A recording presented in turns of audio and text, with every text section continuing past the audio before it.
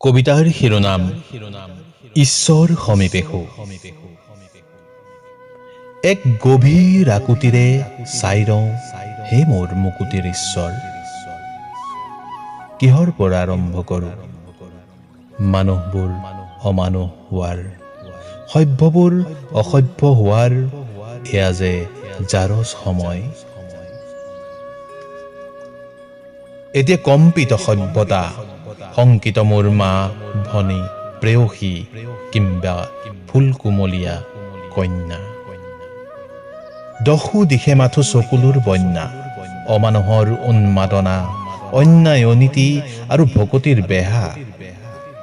তুমি দেখি শুনি কিয় মৌন? তুমিতো ঈশ্বৰ আল্লাহ গড, তুমিতো সৰ্বশক্তিমান। নে যুগ যুগ ধৰি বহন কৰা তুমি মাথো অন্ধবিশ্বাস, যাৰ নেজত ধৰি এচামে কৰি আহিছে ভকতিৰ উচ্ছ্বাস। তুমি যদি বিশ্বাস দিয়া আশ্বাস, মানুহবোৰ জীয়াই থাকক মানুহৰ দৰে, শান্তিৰ কপৌজোৰ নিৰ্বিঘ্নে উৰক আকাশত। শুই থকা বিবেকবোৰ জগাই তোলা, তোমাৰ পোহৰেৰে সজাই তোলা আমাৰ ধুনীয়া ধৰা।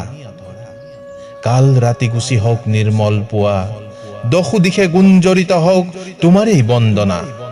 হে ঈশ্বৰ, এতিয়াও বুকুত ধাৰণ কৰোঁ তোমাক, তুমি আমাৰ ভাল পোৱাৰ মহাবিশ্ব।